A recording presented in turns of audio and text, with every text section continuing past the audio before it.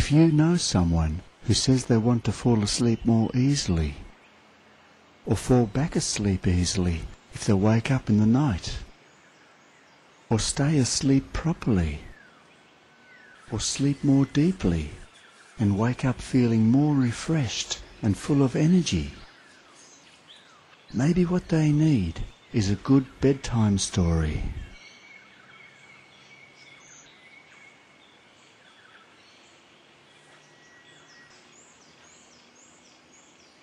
Once upon a time, long ago, in a faraway land, there was an old man called Herman who was having difficulty falling asleep. Herman was a retired soldier who had wounded his leg in a battle and had to use a walking stick to get around. The only problem for Herman was that, as he tried to relax and fall asleep, all he thought about was his sore leg as soon as he stopped thinking about the day's activities. Meanwhile, back in the 21st century, in a small country in Europe, there was a young woman called Danielle who was also having difficulty falling asleep. Danielle was a student, studying for her very important end-of-year examinations, and this was keeping her very busy until late at night. The only problem for Danielle was that, when she tried to relax to fall asleep, her brain wouldn't stop racing and thinking about the day's activities.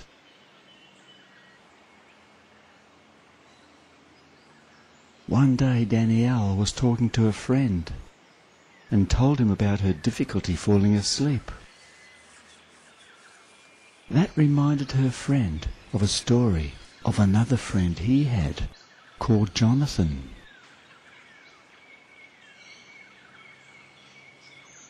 Jonathan was a man who lost his life savings to a gambling addiction.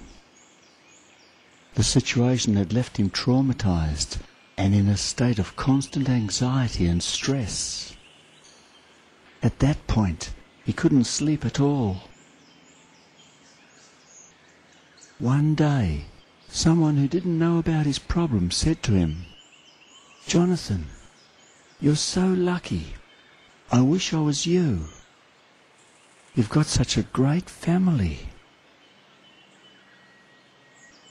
And although Jonathan felt he had every good reason to be anxious, somehow the kind stranger's comment made him feel calm and even grateful for his situation. And Jonathan was able to relax and sleep a little better.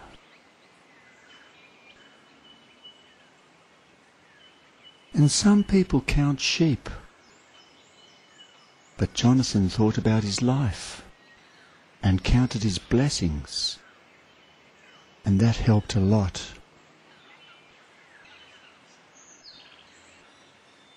Meanwhile, a long time ago, back in a faraway land, Herman wasn't to know that in the future people would be closing their eyes and going back in time to get a good night's sleep. But he did look forward to a good night's sleep, and he preferred to imagine what it would be like to relax and fall asleep in the future, his future. So Herman consulted with a local village sleep consultant who advised him to get up without fail and do something absolutely pointless for at least 2 hours, like mop a clean floor or wash the walls, each and every time he didn't fall asleep or fall back asleep within a minute of closing his eyes. And Herman followed the advice, but after 3 nights he was totally exhausted, and on the 4th night he just couldn't see the point of staying awake and doing something pointless.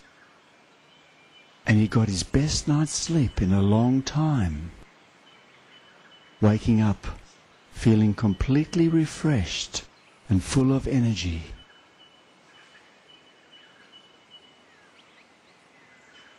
Anyway, the story of Jonathan counting his blessings about his family reminded Danielle about her own family and going away on holidays when she was very young, when she used to sleep very well and stay asleep and fall back asleep very easily and sleep very deeply and wake feeling completely refreshed and full of energy,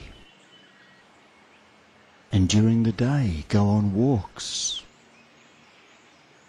beautiful relaxing walks, sometimes on the beach, sometimes high up in the mountains, in the rainforests, walking along tracks,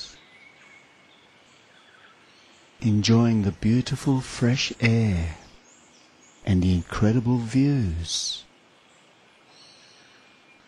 and the sounds of birds and spring water that tasted so good. And she could close her eyes, be there, and with her eyes closed, there is no difference between imagination and reality. And her friend said, "Where are you? You look so relaxed."